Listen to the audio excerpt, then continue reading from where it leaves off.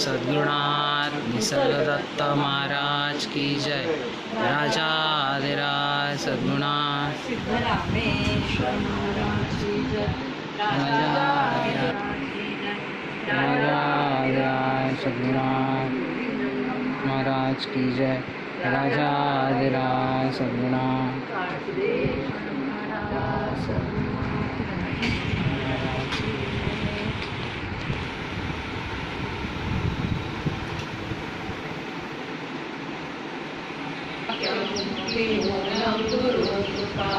गुरु ब्रह्मा गुरु विष्णू गुरुदेव महेश्वरा।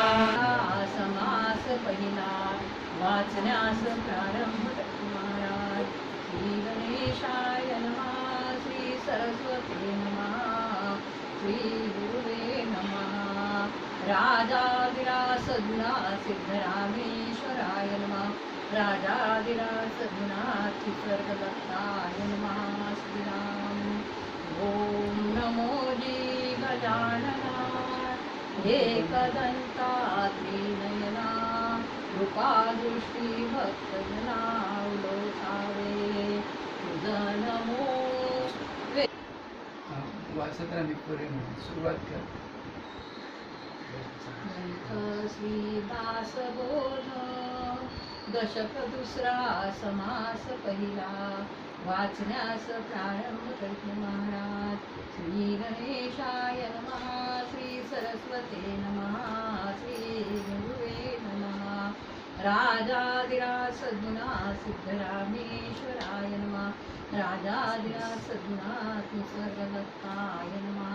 श्रीराम ओम नमो जी गजानना एकदंता ही ओळी वाचली त्याच्या आधीची वंदनी सद्गुरु चरण करुणी रघुनाथ स्मरण. त्यागार्थ मूर्ख लक्षण बोली गेल.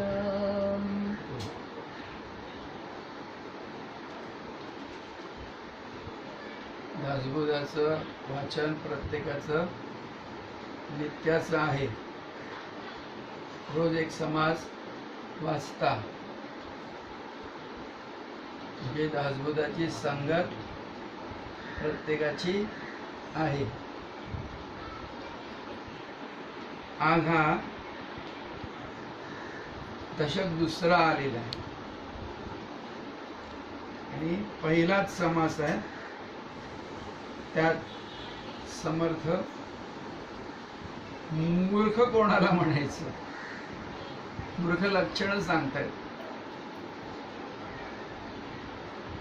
माहीत असली पाहिजेत. मूर्ख असला तरी त्याला माहीत पाहिजेत आणि मूर्ख नसला तरी त्याला माहीत पाहिजे. एक गंमत अशी आहे की कोणीही स्वतःला मूर्ख कधीच समजत नाही. हा कधी आपण आपल्याला म्हणतो का मी मूर्ख आहे म्हणून? म्हणतो का कोण? पण ही सगळी लक्षणं वाचली असलं तुम्ही एकदा तरी पुन्हा वाचा आज. आणि अशी किती लक्षणं त्यात आहेत की ती आपल्यालाही लागू पडतात बरोबर. समर्थांचं निरीक्षण काय? समर्थांनी प्रपंचही सांगितला कसा करावा नेटका आणि परमार्थ सुद्धा कसा करावा नेटका. प्रपंच आणि परमार्थ असं नाहीये की नुसतं परमार्थ करत बसा. प्रपंच सुद्धा तुमचा नेटका झाला पाहिजे, नीट झाला पाहिजे. आणि म्हणून तुम्हाला आम्हाला शहाणं करण्यासाठी दासबोधाची रचना आहे, दासबोधाची निर्मिती आहे. सगळ्यांनी शहाणं व्हावं, सुज्ञ व्हावं, जाणकार व्हावं, माहितगार व्हावं, ज्ञानी व्हावं,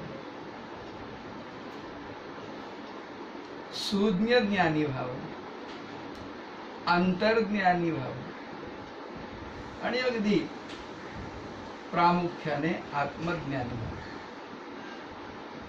आत्मज्ञान म्हणजे काय कळतं? नाही तर सगळा मूर्खाचा बाजार. जग काय आहे? रणजित महाराजांनी बऱ्याचदा सांगितलं, मूर्खाचा बाजार आहे. जग म्हणजे काय आहे?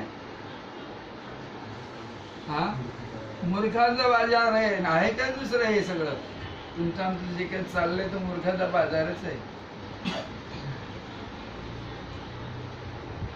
शहाणे शहाणे सुद्धा मूर्खासारखेच वागतात, मूर्खपणाच करतात. का असं म्हणतो मी? का असं म्हणतो? सद्गुरु वचन काय आहे? सद्गुरु वचनाचा अर्थ काय आहे?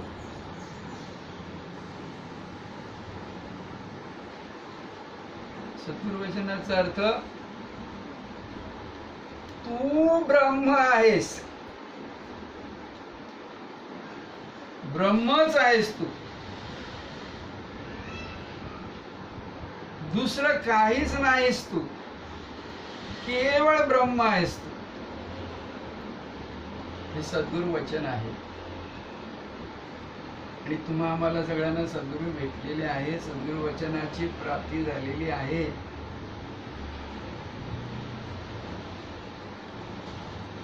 पण आपण ते वचन किती पाळतो, त्या वचनाचा आपण किती अंगीकार करतो? सकाळी जाग आल्यापासून रात्री झोपेपर्यंत आणि झोपल्यानंतर सुद्धा त्या वचनाचं स्मरण, त्या वचनानुसार आपण किती राहू शकतो? वचनानुसार राहणं, वागणं हे म्हणत नाही ना, वचनानुसार आपण किती राहतो?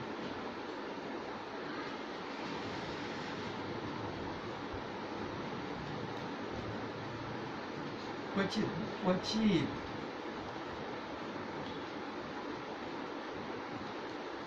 ते वचन नित्य झालं पाहिजे, कारण नित्याचं दर्शन त्या वचनात आहे, नित्याची प्रचिती त्या वचनात आहे. ते वचन होऊन राहणं म्हणजे नित्य होऊन राहणं. त्याला सदा नामानुसंधान, सद्गुरु वचनाचं अनुसंधान ठेवणं.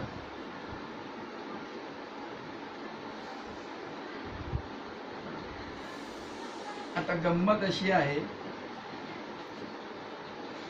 केवळ सद्गुरु वचनच सत्य आहे असं ज्याला वाटतं ना, तो खरा सत्शिष्य, खरा जाणता.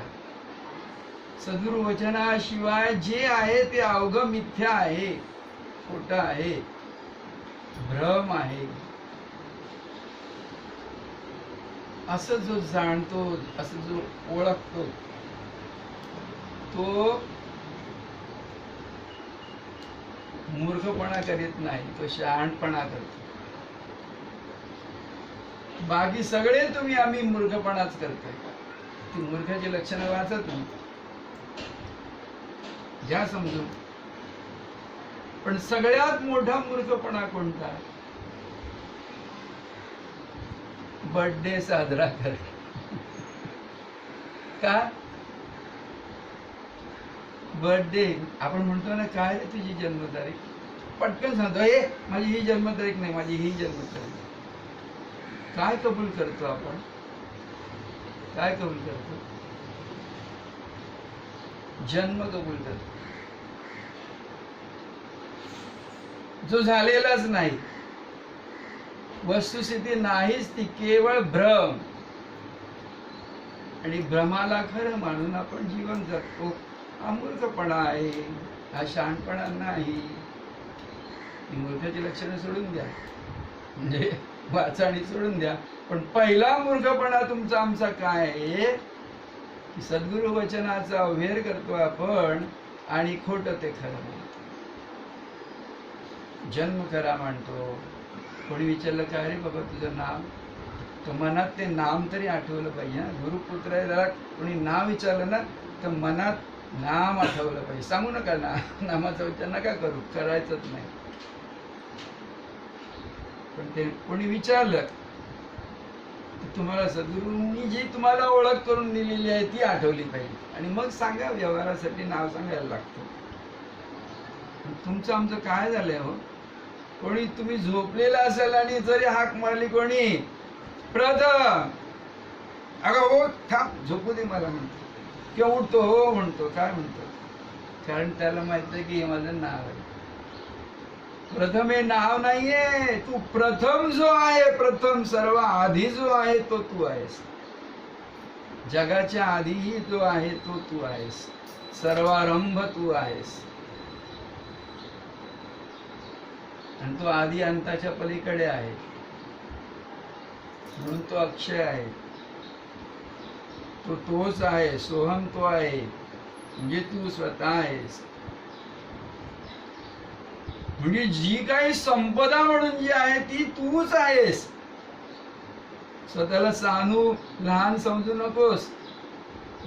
तू महान आहेस.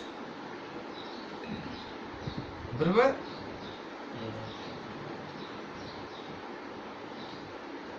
तू म्हणतोय माझं नाव नाही घेत. अरे तू राजा आहेस, राजा. प्राण्यांचा राजा कोण? तो तू आहे. राजाचा राजा तू आहे. बापाचा बाप तू आहे. जगाची निर्मिती तुझ्या ठिकाणी होते आहे. ब्रह्मांडाची निर्मिती तुझ्यातून होते आहे. असा तू आहे, अशी तुझी ओळख आहे. आदित्य तू आहेस. प्रथम. आदित्य म्हणजे प्रथम, आदी. असं तू ओळखलंस की तुझा विजय होतो आहे. त्याशिवाय विजय नाही होत. नाही तर मायेमध्येच राहतोस.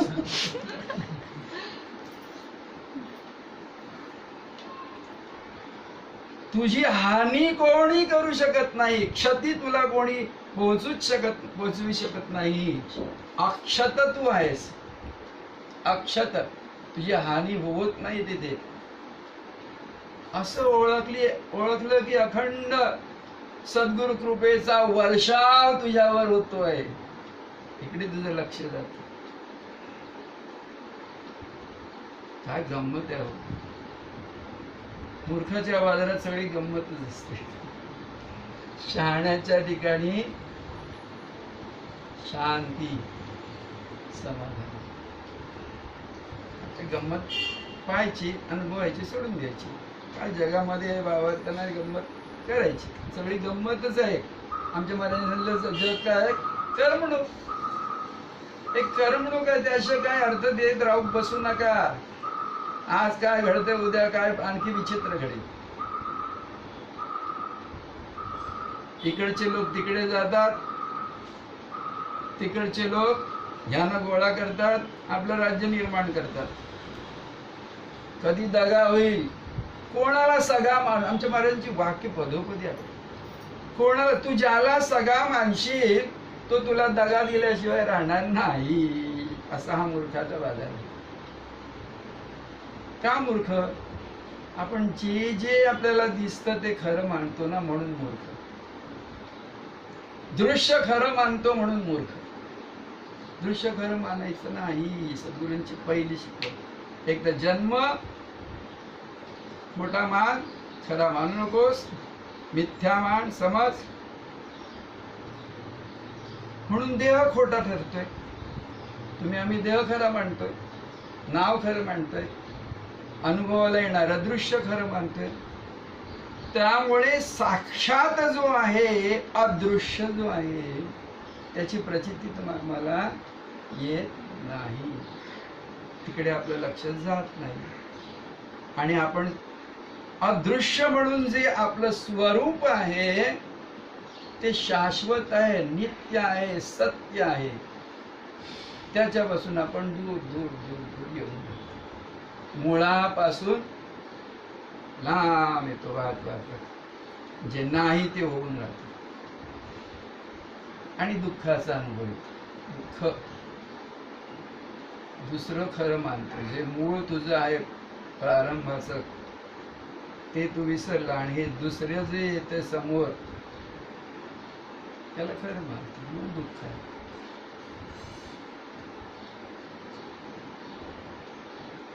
तुम्हा आम्हाला सत्याची प्रचिती यावी याच्यासाठी दासबोध आहे. आणि ते सत्य आहे, ते शाश्वत आहे, नित्य आहे, अचल आहे. अचल म्हणजे विठ्ठल. अचल तत्व जे आहे ते विठ्ठल तत्व आहे. आणि चल म्हणून म्हणजे काय म्हणून त्याला म्हणतो, विठ्ठल तत्व चल म्हणजे परब्रह्म तत्व. परब्रह्म अचल आहे, शाश्वत आहे, नित्य आहे, सत्य आहे. आपण त्याला सद्गुरू म्हणतो. आणि तुम्ही आम्ही म्हणतो मग हे जे काय आहे ते त्याला प्रकृती म्हटलंय. पुरुष आणि प्रकृती. परब्रह्म आणि अनुभवाला येते ती प्रकृती आहे. दृश्य म्हणून जे आहे ते सभोवार दिसतं, भास होतो तो प्रकृती आहे. खरं नाही. प्रकृतीचा अनुभव येतो असं वाटतंय ना, ते खोटं आहे. स्वप्न भास त्याला म्हणतात. तुम्ही स्वप्नामध्ये काय काय बघता? काहीतरी खरं असतं का? स्वप्नामध्ये रात्री पाहिलं स्वप्न, झोपलास काही दिवसात झोपला आणि स्वप्न पाहतं, त्यातलं जाग येते तेव्हा काही खरं असतं का त्यातलं? काहीच खरं नाही. तसं आहे.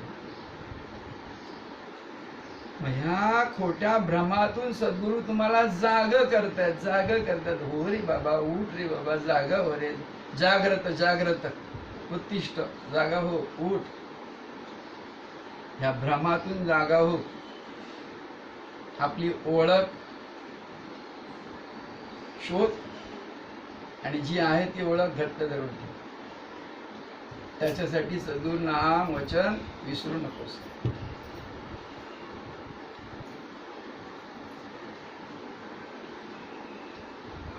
वारी परवा कालच मला कोणी विचारला प्रश्न, काय आषाढी एकादशीचं काय महत्व आहे? एकादशी प्रत्येक महिन्यात आपल्याकडे एकादशी, आपण एकादशी येते तिथे, कारण एकच दशा असते, दुसरी दशाच नाही. दशा म्हणजे अवस्था. तुम्ही परमात्मा स्वरूपच आहात. ही एकच दशा तुमची एकादशी. हा, तर पंढरपूरची ही जी आषाढी एकादशी आणि कार्तिकी एकादशी, दोन एकादशीला इकडे उत्सव असतो. वारी घेऊन जातात संत. आणि परंपरा आहे, फार जुनी इतिहास असलेली प्राचीन अशी परंपरा आहे. ज्ञानेश्वर महाराज, संत ज्ञानेश्वर महाराज नाव ऐकलं? कोण? ज्ञानेश्वर महाराज. निवृत्ती नांदेड स्तुपात. ज्ञानेश्वरांचा काळ काय? 11वे-12वे शतक. आता हे 22वे ना शतक आहे. किती वर्ष होऊन गेली बघा. ज्ञानेश्वरांनी म्हणजे तेवढं ते पंढरपूरचं जे विठ्ठल मंदिर आहे ते किती जुनं आहे, प्राचीन आहे बघा. काही लोक म्हणतात ते 7व्या-8व्या शतकातलं, काही लोक अगदी मागे जाऊन 4थ्या शतकातलं पण म्हणतात. इतकं प्राचीन असं ते. मग काही ताम्रपट शिलालेख पण आढळतात तिथे जुन्या काळात राजांचे. पण ही जी एकादशी सुरू झाली, आषाढी एकादशीची वारी जी म्हणतात, तिची सुरुवात केली ती ज्ञानेश्वरांनी केली, म्हणून महत्व आहे. आणि ज्ञानेश्वर जायला लागले ती भावंड, त्यांच्या बघून इतर संत काय म्हणतो आपण, नामदेव होते, इतर संत होते. नंतर ती पुढे तुकारामांनी परंपरा चालू ठेवली, एकनाथांनी चालू ठेवली. सगळ्या पुढच्या सगळ्या संतांनी अनेक जाती, काय म्हणतो आपल्याकडे ज्ञाती मधले संत आहेत. चोखा आहे, सेना आहे, जना आहे, अशी अनेक जाती. तिथे कोणी नाही वेगळा. जो आहे तो साक्षात परमात्मा. हे जे काही सर्व चराचर आहे ते परमात्मा स्वरूपच आहे. तर ज्याने ती भक्ती केली आणि त्या भक्तीतून ज्ञान प्राप्त केलं, आत्मज्ञान प्राप्त केलं, त्याला ते कळलं की हे काही नाहीये, सर्व आहे ते मीच व्यापलेलं आहे, मीच व्यापून आहे सगळं हे सर्व चराचर. त्याचा अनुभव घेतात. वारीतून जातात. वारीचं काय महत्व? जो भेटेल ना त्याला वारकरी नमस्कार करतात, माऊली माऊली म्हणून. ते बघत नाही की हा मोठा आहे की माझ्यापेक्षा लहान आहे. जो भेटेल त्याला, जे जे भेटीजे भूत ते ते मानिजे भगवंत, असं म्हणून त्याला माऊली म्हणून नमस्कार करायचं, कडकडून मिठी मारायची, भेटायचं. आपणच आपल्याला भेटायचं. द्वैत नाहीसं होतं आणि अद्वैत होतं. वारीचं हे महत्व आहे. ज्ञानेश्वरांनी त्यासाठी वारी सुरू केली. बघा, हा वारकरी जो पंथ आहे ना, वारकरी ही जी शिकवण आहे ना, भक्तीतून ज्ञान, भक्तीतून आत्मज्ञान, ही परंपरा ज्ञानेश्वरांनी आपल्याकडे सुरू केलेली आहे. त्याच्या आधी ज्ञानेश्वर हे नाथ पंथातले होते. म्हणजे ध्यान धारणा करायची आणि ज्ञान प्राप्त करून घ्यायचं, परमेश्वराची प्राप्ती करून घ्यायची. लोकांमध्ये प्रचार करायचा, जायचे, तेही गावोगावी फिरायचे नाथपंथी साधू, पण त्याला भक्तीची अशी जोड दिली गेली नव्हती जी ज्ञानेश्वरांनी भक्तीची आणि मुक्तीची आणि ज्ञानाची सांगड घालून दिली. आणि सर्वांना हा मार्ग खुला गेला. नाही तर ध्यानधारणा करून आत्मप्राप्ती फार अवघड हो, आणि भक्तीचं अगदी सहज. नाही तर लोक ध्यान लावून बसतायत तरी आत्मज्ञान काय होत नाही. परमात्मा स्वरूपाची प्राप्ती, त्याची प्रचिती आणि त्याचा निश्चय होत नाही, चाचपडतच राहतात, असं होतं.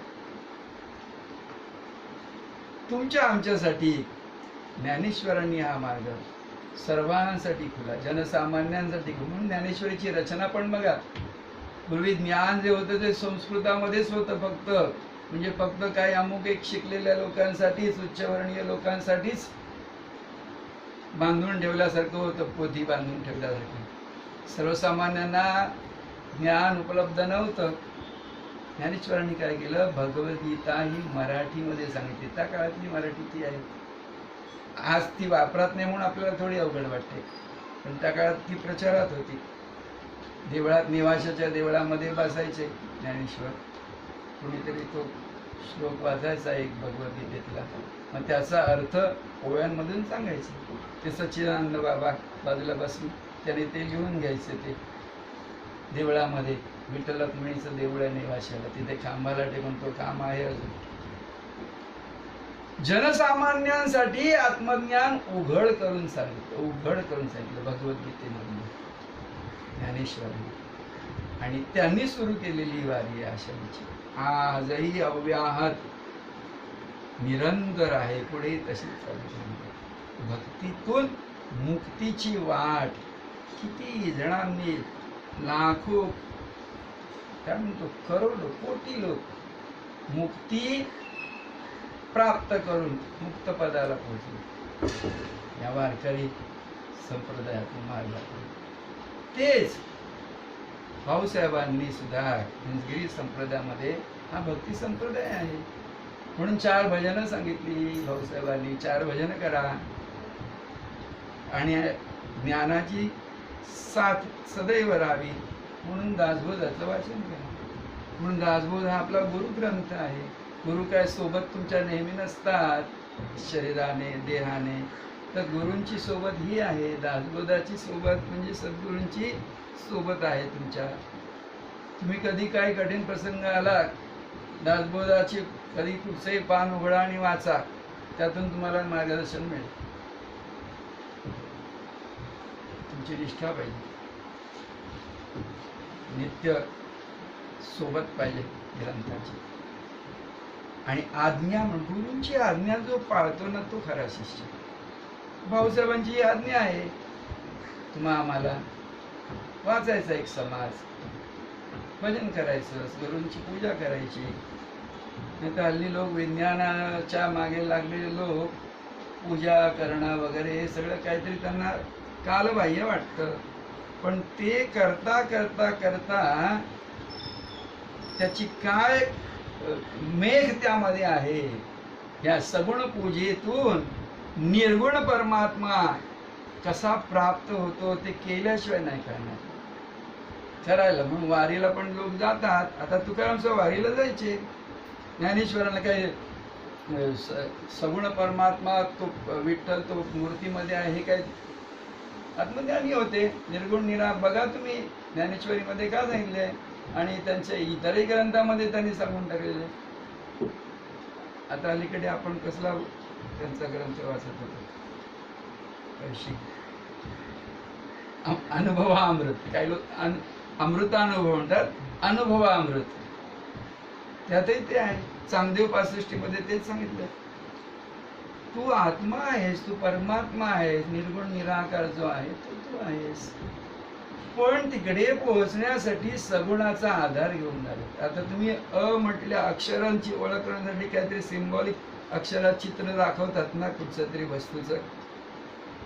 तबला तो दाखवला तर ओळखायचा आहे, त्यासाठी तबला चित्र दाखवतात. तबल्यातला तबल्याचं चित्र दाखवतात. तसं ते आहे.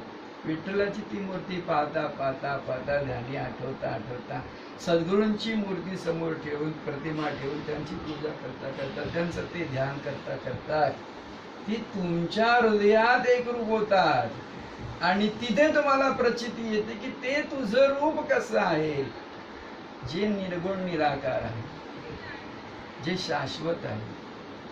त्याची मग तिथून तुम्हाला उकल होते आहे. मागे मागे आमचे महाराज म्हणतात, परमार्थात दुसरं काय करायचं नाही, मागे जायचंय.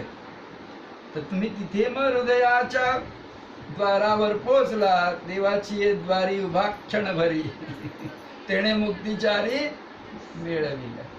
ते देवाचे द्वार तुम्हाला एकदा सापडले की तुम्हाला सर्व चारी मुक्ती प्राप्त होतात. ते निर्गुण निराकार असे परमात्मा तत्व जे आहे, विठ्ठल तत्व जे आहे, ते तुम्हाला कळतं. ते तुम्ही आत्मसात करता नव्हे, तेच तुम्ही होता, तेच तुम्ही असता सदोदित नेहमी. जन्म ही कल्पना आहे, तुम्ही मुळात ते जे आहात ना तेच तुम्ही आहात. त्यामुळे मृत्यू मरण तुम्हाला स्पर्श करू शकत नाही, हे तुम्हाला कळतं. याची तुम्हाला, आणि आपण अमृत आहोत. केवळ एक दशाच आपली आहे, एकादशी आपली नित्याची आहे. ती आपण विठ्ठल स्वरूप आहोत, सद्गुरु स्वरूप आहोत, परमात्मा स्वरूप आपण आहोत, याची खात्री होती. ओळख नाही म्हणत, याची खात्री होती. हा दासबोध आहे का. तर आषाढी एकादशी, तर आषाढी आड झाली की आषाढी झाली. मग आम्हाला एकच आशा आहे, एकच आशा आहे, मला जगायचं, मला मरायचं नाही. मला मरण नको रे. मरण नाहीये तुला. मरण तुला शिवू शकत नाही, मृत्यू तुला स्पर्श करू शकत नाही. म्हणून ही आशा, जगण्याची आशाच मुळामध्ये सोडून दे, कारण तुला मरण नाहीये. अमर अमृत असं तुझं असणं आहे. सर्व प्रकारच्या आशा आहेत बघा. हे शरीर खरं मानलं, प्रपंच हे पाचाचं जे काही दृश्य म्हणून उभं राहिलेलं ते खरं मानलं, काय होतंय, सगळ्या आशा निर्माण होतात बघा. नाना प्रकारच्या आशा. मुक्तीची पण आशा होते तिकडे. मग अरे मुक्तीची पण आशा नको तर काय, हे तू बद्ध नाहीच आहेस, जन्मच नाही तुझा, तर काय. मग सर्व प्रकारच्या आशा आड करून टाकायच्या. सद्गुरू ते करतात. आशा आड करायच्या म्हणजे नाहीशा करायच्या. आड करतो ना आपण, म्हणजे एखादं नको असली गोष्ट की तिथून आपण बाजूला टाकून देतो, म्हणजे आड करतो. तसं आशा आड झाल्या ती एकादशी झाली. सर्व प्रकारच्या आशा आड करून टाकायच्या, नाहीशा करून होतात. करून टाकायची गरज नाही, आपोआप आपोआप ते होतं आणि तुमची एकादशी होते. कुठच्याही उपास करायची गरज नाही बाई. परमात्मा रुक्मिणी नाही, तू स्वतः विठ्ठल आहेस, परमात्मा स्वरूप आहेस. ही जाण, ही ओळख आपण घट्ट धरून ठेवायची आहे. नाही तर सगळं फुकट आहे. हो, नाही तर हे फुकट आहे सगळं. तिचं ओळख आपण लवकरात लवकर घट्ट करायची. तो आनंद काय असतो त्याची ओळख करून तर आनंद होऊन राहणे, आनंद होऊन राहणे. म्हणजे दुःखाचा विसर पडतो. आपण दुःख मुळात नाहीच. हा, हे कळतं. आणि मग का आषाढी एकादशीला दुसरं नाव आहे देवशयनी एकादशी. देवशयनी एकादशी. आता सद्गुरू तुम्हाला काय सांगतात माहिती का, साहेब तू माणूस नाहीस, तू माणूस नाहीस, निदान देव आहेस इतर ओळख, म्हण मी देव आहे, मी देव आहे, मी देव आहे असं तरी म्हण. सद्गुरूंचा उपदेश ऐकायचा आहे ना. तुम्हा आम्हाला नाही हो माझं होत. सद्गुरूंची जे काही सांगणं आहे आहेत ना, महाराजांची रजतनाथची निरूपण आहेत, आमच्या महाराजांची निरूपण आहेत, ऐका. ग्रंथ आहेत, वाचा. खरं तर हे ऐकणं वाचणं सगळं खोटं आहे, फक्त सद्गुरू वचन खरं आहे. त्यामुळे वाचणं सोडलं तुम्ही तरी चालेल, काही ऐकणं आणि पाहणं सोडलं तरी चालेल. एका स्टेजला तुम्ही जा त्या, आणि हे सगळं सोडून द्या, वाचणं सोडून द्या, ऐकणं सोडून द्या, काही पाहणं सोडून द्या, आणि आपलं आपल्याकडे पाहत बसा. आपली नजर आपल्यावर ठेवा, स्वतःकडे पाहत बसा.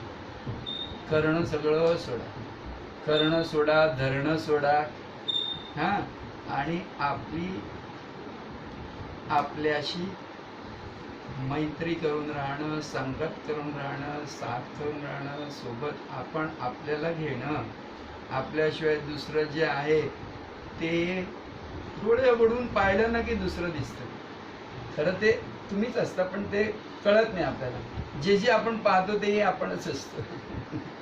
त्यामुळे दृश्य सुद्धा खरं नाही, आपणच आहे. तुझ्यातूनच दृश्य निर्माण होते, पुढे कळतं. पण आधी सुरुवातीला तुम्ही जे पाहतो ते खरं मानू नको, आणि आपल्या दृश्य. जो पाहणार आहे तिकडे लक्ष ठेव, ऐकणारा जो आहे तिकडे लक्ष ठेव. जे ऐकतो ते सोडून दे, तो विषय आहे. जे दृष्टीला पडतो तो पाहतोस ना, जे ते सगळं सोडून दे. पाहणारा म्हणून तू आहेस, तिकडे मागे ये. असं करून जे सगळे अनुभवाची प्रचिती ज्याच्याकडे येते आहे तो तू आहेस. त्याला कशाला विसरतोय? समोर पाहतोय, दिसतंय, ऐकतोय, तिकडे त्याचा त्याला बोलतो. काय बोलवलं अशी वळली या रंगा, ते सोड.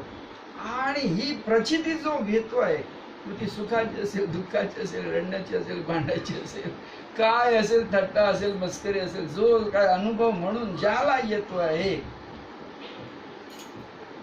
तू घट्ट धर. ते कळत नाही तोपर्यंत नाम घट्ट धर, सद्गुरूचे चरण घट्ट धर हृदयामध्ये. जिथे तुला ज्या सगळ्याची प्रचिती येते ते ठिकाण, ते तुझं स्वरूप, तूच होऊन राहा. जय गुरु. राजा सद्गुरुनाथ निसर्गदत्त महाराज की जय. हे हात चरण इही लोक हा असे असे सार साचार ते चोरलेसे, इही लोचनी पाहता दृश्य भासे. असे सार साचार ते चोरलेसे. चोरलेसे म्हणजे बाजूला राहिले, गुप्त राहिले, दिसत नाहीये. जे सार आहे, जे सत्य आहे, जे शाश्वत आहे ते बाजूला पडले हो. आणि जे असत्य आहे ना ते तुमच्या समोर नाचते. त्याला तुम्ही पाहताय, त्याला तुम्ही खरं म्हणताय. आणि जे सार आहे तुमच्यासाठी ते बाजूला पडते. तर असं करू नका बाबांनो. जे सार आहे ते धरा. सार काय आहे? तुमचे स्वरूप ते आहे. परमात्मा तत्व जे आहे, विठ्ठल तत्व जे आहे ते सार आहे, ते योग्य आहे. तिकडे लक्ष ठेवा. आणि असार जे आहे ते द्या सोडून. का असं होतंय? जे निर्गुण आहे, निराकार आहे ते का आकलनात येत नाहीये? अहंता म्हणून जे काही आहे ना, जो मी म्हणून उभा राहिलाय जन्म करा मानल्यावर. बघा, प्रत्येकाला वाटतं मी आहे, खरं तू नाहीच आहेस. जो आहे तो परमात्मा आहे. पण आपल्याला, तुम्हाला मला काय आहे? मीच आहे. मी म्हणून जो अहमपणा, तो जे नाव असलेलं, गाव असलेला, कुटुंब असलेला, देश असलेला माणूसपणा जो आहे ना, ती अहंता आहे. ते माणूसपणा सोडून देऊन निदान देवपणा जरी धरला तरी काम होतंय. ते देवपणा धरून धरून ठेवता ठेवता ठेवता ते परमात्म स्वरूप जे खरं आहे, नित्याचं आहे, ते हाती लागतंय, ते होऊन राहता येते. निर्गुण निराकार असं जे तत्व आहे ते, असं या श्लोकामध्ये समर्थ सांगतो. पुढे स्वरूपी उदेला अहंकार राहो. स्वरूप जे आहे तुझं ना, ते बाजूला पडलं का झालं, आणि त्याच्यावर हा अहंकार जो अहम म्हणून आहे तुमच्या प्रत्येकाचे, तुमच्या आमच्या ठिकाणी अहम आहे, तो अहम नाही होऊन सोहम झाला पाहिजे. म्हणजे मी नाही आहे, जो आहे तो परमात्मा आहे, सद्गुरू, असं झालं पाहिजे. त्या अहममुळे घोटाळतं अहंकार. बघा, मी शरीर आहे, ते नाव माझं आहे, मी एवढा शिकलेलो आहे, मी आता इंजिनियर झालेलो आहे, मी काय आईचं काय ऐकणार नाही, मी मोठा. कोणाला वाटतं का असं? नाही असं वाटतं का म्हणजे? हा, तर तो अहंकार नाहीसा होणार ना, आणि जे आहे ते सर्व सद्गुरुमय आहे, विठ्ठलमय आहे, असं होऊन राहणं, स्वरूप होऊन राहणं. अहंकार नाहीसा करणं आपल्या ठिकाणी. काही नाही असं वाटलं पाहिजे आपल्याला. आम्हाला सारखं काही नाही काही आहे असं वाटतं ना, काहीच नाही असं वाटलं पाहिजे की झालं, काम संपलं तुमचं. काहीच नाही असं वाटलं पाहिजे. मी तर नाही, काही नाही असं वाटलं की झाली तुमची इतिश्री झाली आणि परमात्मा स्वरूपाची प्राप्ती झाली. काही नाहीसं वाटलं ते तुमचं ठिकाण आहे. काही नाही, जिथे काही नाही तिथे कोण राहतं? परब्रह्म तत्व तिथे उभं राहतं, आप राहतं. काही होऊन राहू नका. होत असाल तर ते बाजूला करा. तू देवही नाहीस, तू भक्तही नाहीस. ही पुढची, आधी त्या खालच्या गोष्टी आहेत त्या सोडा, पण नंतर देवही नाही, भक्तही नाही, असं काही नाही. असं जे काही आहे ते सर्व आहे, जे सर्वत्र आहे, सदा सर्वदा आहे. सद्गुरुनाथ निसर्गदत्त महाराज की जय. राजा अधिराज सद्गुरुनाथ सिद्धरामेश्वर महाराज की जय. भाऊसाहेब महाराज की जय. राजा सद्गुरुनाथ महाराज की जय. राजा